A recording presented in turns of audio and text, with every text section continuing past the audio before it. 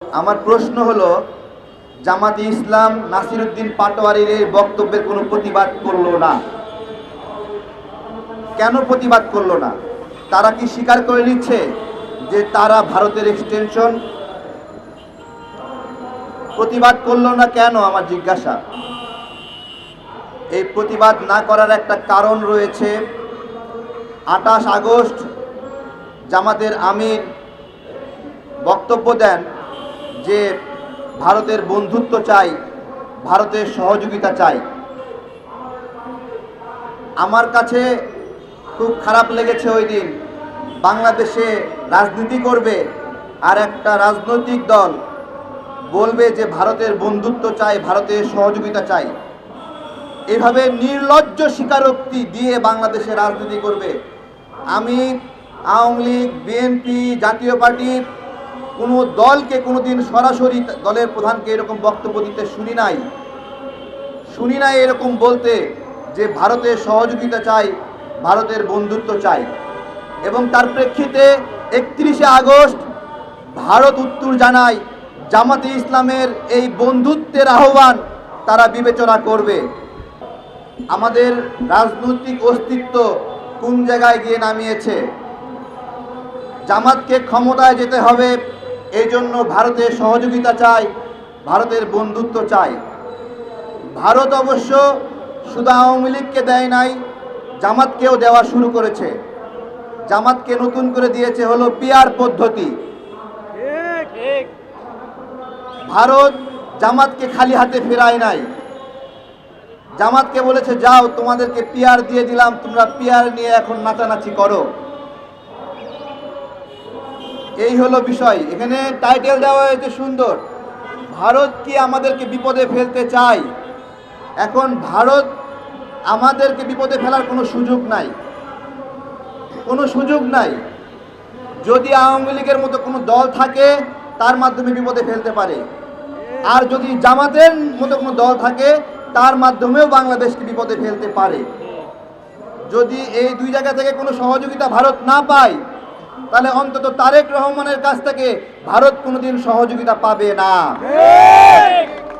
কারণ এই বেগম খালেদা জিয়া গণতন্ত্রের মা, তার ভারতের প্রতি বিদ্বেষ এবং ভারতের প্রতি ব্যবস্থাপনার কারণে সংবাদ মাধ্যমে নিউজ হয়েছিল ভারতের পিঠে খালেদার চাবুক। আমরা ভুলে গেছি না আমরা।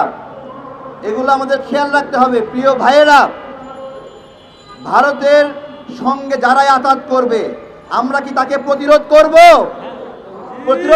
আমরা প্রতিরোধ করব না? আমরা জামাতকে স্পষ্টভাবে বলছি, 28 আগস্ট আপনারা যে বক্তব্য দিয়েছেন স্মরণ করে দিচ্ছি, ওই বক্তব্য আপনারা প্রত্যাহার করবেন। বাংলাদেশে ভারতের সহযোগিতা নিয়ে আমরা কাউকে রাজনীতি করতে দেব না, আমরা প্রতিরোধ করব। আজকে একটা কথা বলি, শেখ হাসিনার সময়ে দাড়ি এবং টুপি দেখলে মানুষের উপর নিপীড়ন হয়েছে। একবারও প্রশ্ন করেছেন কেন এই নিপীড়ন হয়েছে? বলেন তো। শুধুমাত্র জামাতের কারণে হয়েছে এটা। আমাদের দুর্ভাগ্য কি জানেন? আমাদের বাংলাদেশে একটা ইসলামিক দল নাই শক্তিশালী, যারা স্বাধীনতার পক্ষের শক্তি। দুঃখ, যে কারণে ওই জায়গায় অ্যাঙ্গেল করে দাড়ি এবং টুপিওয়ালা মানুষগুলোকে আক্রমণ করা হয়েছে। এছাড়া অন্য কোনো কারণে কেউ বলতে পারবে না তাবলিগ জামাত করার কারণে কার উপর আক্রমণ হয়েছে, হেফাজতে ইসলাম করার কারণে আক্রমণ হয়েছে। জামাত এমন একটা রাজনৈতিক ন্যারেটিভের উপর রাজনীতি করে যে ন্যারেটিভের কারণে দাড়ি এবং টুপিওয়ালা মানুষগুলোর উপরে এই নির্যাতন হয়েছে।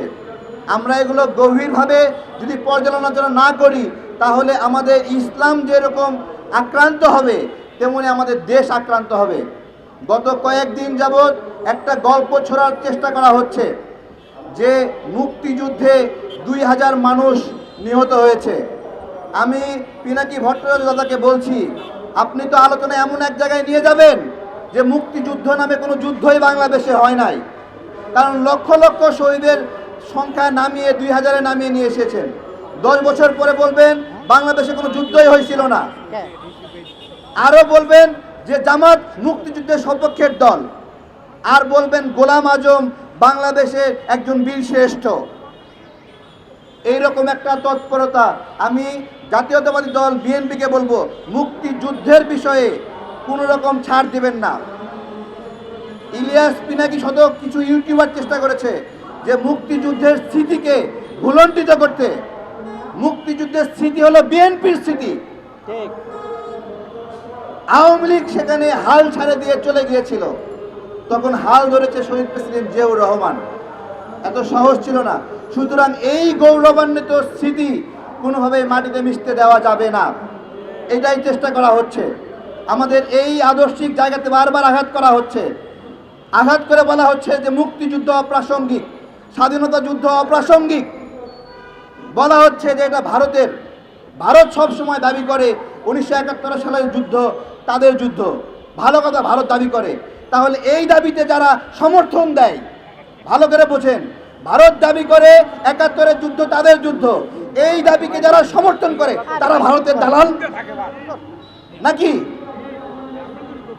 তাই না? জামাত যদি বলে 71-এর যুদ্ধ ভারতের যুদ্ধ, তাহলে জামাত ভারতের দালাল নাকি? তাই না? 71-এর যুদ্ধ আমাদের যুদ্ধ, আমাদের পরিবার ক্ষতিগ্রস্ত হয়েছে, আমাদের বাপ-দাদারা খুন হয়েছে, আমাদের আমাদের আমাদের বাংলাদেশের এই যে নাগরিকরা, এটা সাহসী সন্তানদের নাগরিক, সাহসী সন্তানদের একটা দেশ। এই সাহসী সন্তানরা কোনো সময় আপোষ করেনি। আপনারা ভালো করে দেখেন যে ব্রিটিশদের বিরুদ্ধে লড়াই, সেই লড়াইয়ে গান্ধী সাহেবরা তারা হলো অহিংস আন্দোলন করেছে, কিন্তু প্রথম সহিংস আন্দোলন শুরু হয়েছে চট্টগ্রাম থেকে। মাস্টারদা সূর্য সেন আমাদের সন্তান, ভারতের সন্তান না। এই ইতিহাসগুলো দৃঢ়ভাবে বলতে হবে। আমাদের লড়াইয়ের কথা আমাদেরকে বলতে হবে। আমাদের লড়াইগুলোকে অপ্রাসঙ্গিক বানানোর ষড়যন্ত্র করা হচ্ছে, আমাদের ত্যাগগুলোকে অপ্রাসঙ্গিক বানানোর ষড়যন্ত্র করা হচ্ছে। আমরা এই ষড়যন্ত্রগুলো রুখে দেব তো? আপনারা জিজ্ঞাসা করেছেন ভারতকে আমাদেরকে বিপদে ফেলতে চায়।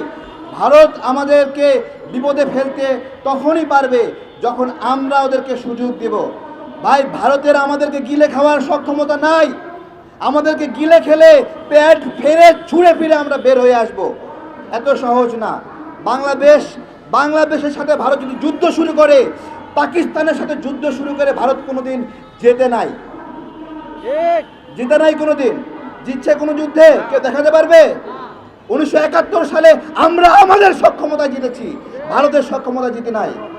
এবং আমরা বলছি, ভারত যদি বাংলাদেশের সঙ্গে যুদ্ধ শুরু করতে চায়, ওই যুদ্ধ আজীবন শেষ করতে পারবে না ভারত, আমরা বলে দিচ্ছি। এবং ভারত ভেঙে খান খান হয়ে যাবে। তাদের দাঁত দিয়ে আমাদেরকে যদি কামড়াতে চায়, সমস্ত দাঁত আমরা ভেঙে গুরমার করে দিব। ভালো থাকবেন সবাই, ধন্যবাদ সবাইকে, ইনশাল্লাহ।